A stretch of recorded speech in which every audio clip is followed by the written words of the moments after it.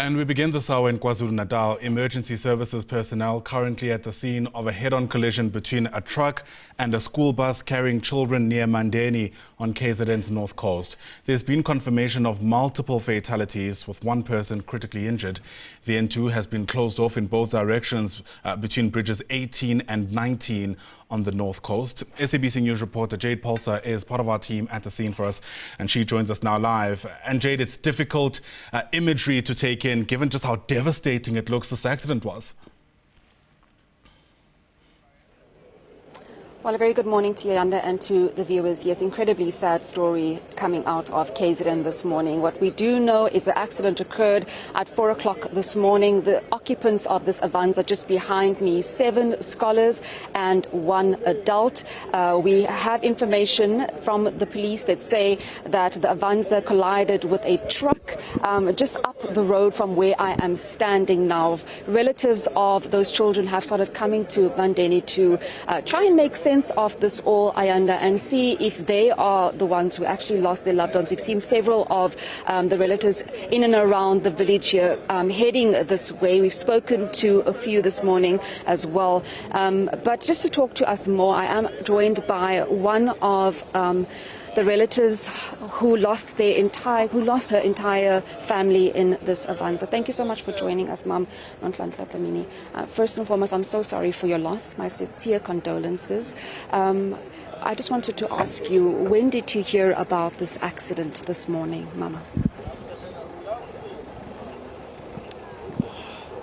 Kwenzeke ekseni lo lesi sigameko ngafonelwa udadewethu uDudu Ndlovu wathi akazi noma iqiniso lento ayizwile kodwa ingathi khona nengane yomntanami kuleyo ndawo kodwa usaphuthuma usaya khona bengekho mina bengisestenga la engiyibhatanisele khona ngikwazi ukuthola impuphu ngabe sengisama ukuthi ngithola imoto nami ngiphuthume ngisa la ngempela ke ngifikile mangifika ngempela ingane zonke zishonile ezu3 ekabhuti wami kuzoba umzukulu wami ubanele sishi ezu3 ezakwancane nezinye ke zakwaNcongo abatheze uthune akwayikhale yodwa angiyazi ke lenenye ethe yaphi ngoba zo8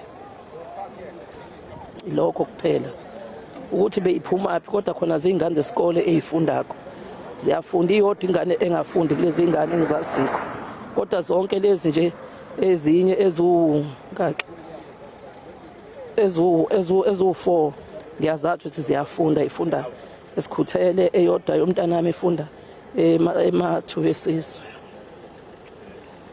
And Gogo, you don't know where they were coming from because this happened at 4 o'clock in the morning, so surely they were not going to school. Angazi ukuthi bebephuma phi ekseni ngoba kuthiwa bekungabo 4 bebegoduka bebekhaya ukuthi bebephuma phi ke angazi.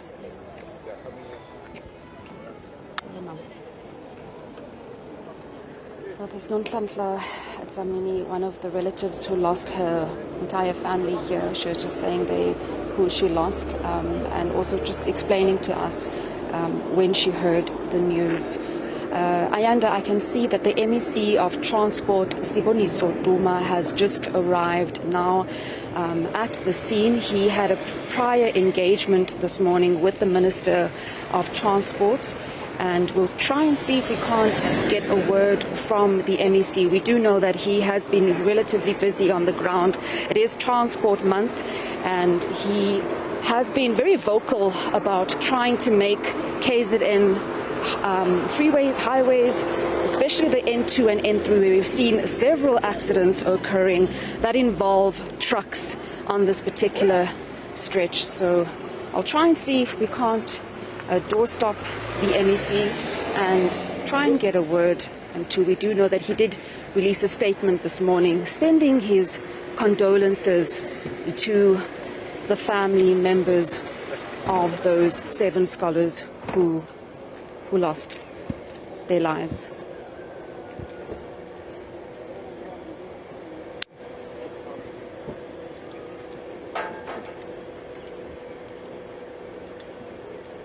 Just bear with us, Ayanda, as we try and see if we can just get a word from the MEC.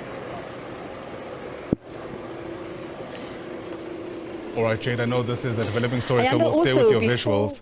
as you outlined for us what happens next. We're expecting the MEC, that's Siboniso Duma, to step out of his vehicle there after arriving there at the scene of this devastating accident literally just moments ago. We now understand there are multiple fatalities. I mean, official word is that 8 people have died, including several school pupils. But because it happened early in the morning, there are now renewed questions around where these pupils may have been headed, because at that time of the morning, surely they weren't headed to school.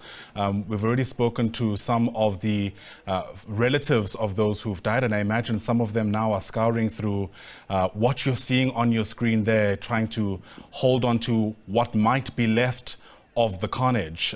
Difficult to make sense of how anybody would be able to, I suppose, deal with this extent of the devastation, especially because there's such incredible loss, I imagine, that they're going to be confronted with. But Jade, hopefully you've managed to engage with the MEC at the moment. I mean, he happens to be around because he had been crisscrossing KZN, watching a number of transport-related incidents as we mark this Transport Month, incidentally.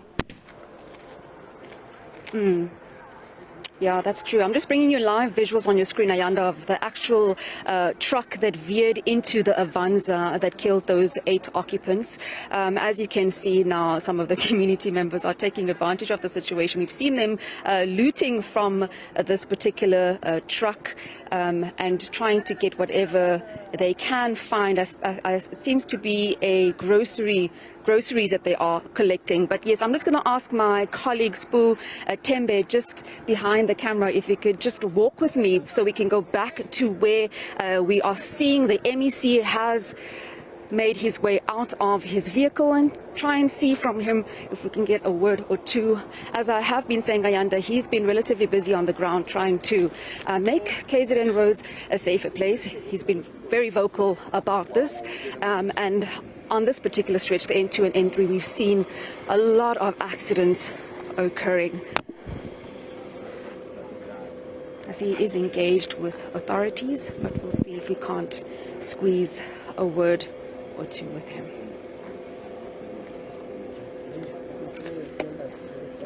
MEC, we're live on SABC News. I do understand that you have just arrived and you want to go and pay your condolences to the families, but just your thoughts at this moment in time. It is Transport Month. We have seen you being very vocal and speaking about trying to make the N2 and N3 safer for all occupants and commuters. Thank you so much. Let me greet your good self and the viewers at home. It's one of the painful trajectories that is taking place. We've heard it in the morning, then we have to just come straight to the scene. Already we can just confirm that 8 members have passed on, and it's a painful thing, is particular when they are school children. You know that the investment of the future. Just want to wish all the people to understand that at this point in time, they must just drive safe on the road. And the condolences to all the families, and we're just going to be with them closer and ensure we just get the briefing of what transpired. But the preliminary report are still showing another things. We tried by all means that to build beautiful road, the proper infrastructure, and as you know, this is the N2. It is even currently under being built. It's straight, and it should have happened, but it's one of those things. Before I let you go, MEC, there's been a lot of people calling for, a diversion of the trucks. We have seen the N3 being really congested. The plans on the ground, plans are afoot to try and help out, especially in northern KwaZulu-Natal, where we see the trucks passing through. This is the corridor, the economic corridor between Gauteng and Durban. But just what exactly is transpiring with trying to alleviate that congestion? As you know, yesterday we worked the entire day with the Minister Barbara Creasy, because the issue of the review of the rail infrastructure is what is going to assist KwaZulu-Natal when you go to Richards Bay, because we post with 2 major hubs, major ports, eThekwini Port and Richards Bay. It means that it attracts a lot of investment. But the issue of trucks, like for instance the locomotives, the railway infrastructure, it will be easier. There's a route that comes from Botswana, Hlobane, then Ulundi straight to Richards Bay. If you could just revive that, because 1 locomotives with those trailed, it is equivalent to 400 trucks on the road, and they are damaging the roads, and unfortunately it also contributes to a lot of carnages, which is something that we want to avoid at this point in time. We are just going straight towards the festive season, and we don't need any carnages in the province. province of KwaZulu-Natal, because the roads have been built, as I've already highlighted.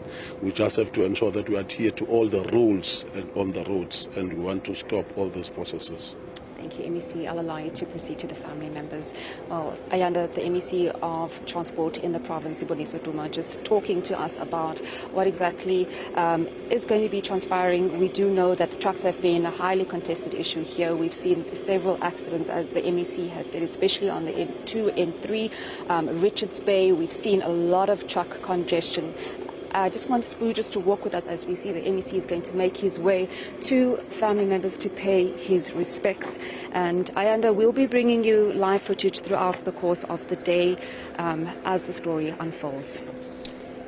Without a doubt, Jade Paulse, thanks for that indeed. We're going to try and stay with you as long as we can throughout the course of the morning to get a sense of what happens next in a context where there are still so many unanswered questions around how the people who got involved in this horrific crash in the early hours of this morning got caught up in it to begin with. Mandeni Accident is the MEC of Transport in KwaZulu-Natal on your screen now. He arrived literally just moments ago, receiving what I imagine is a briefing any MEC would rather not get on a Friday morning about what might have led to the carnage. On the right-hand side of your screen, there are visuals of where the bus toppled over the embankment there on the N2 along the north coast in KwaZulu-Natal.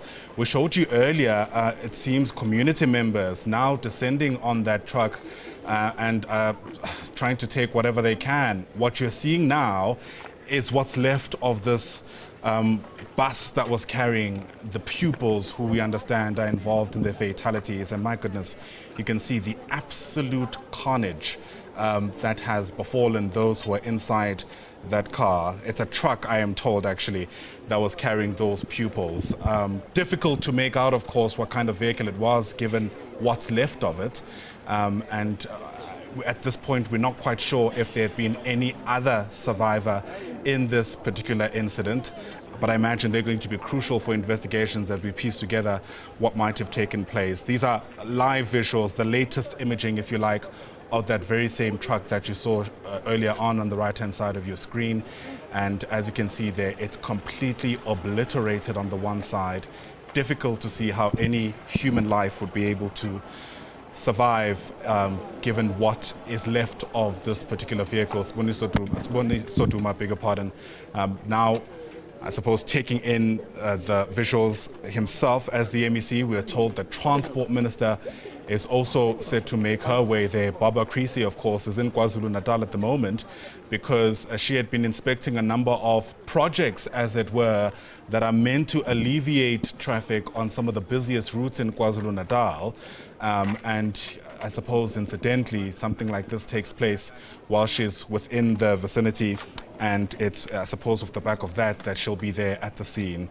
We'll certainly take you back there live as soon as there's any other movement to get you a sense of what happens next, in a context where we're told some of the families of those who've died have now been informed and are also starting to arrive there. Devastating news to wake up to on a Friday morning. That devastating accident taking place on the N2 North Coast in KwaZulu-Natal.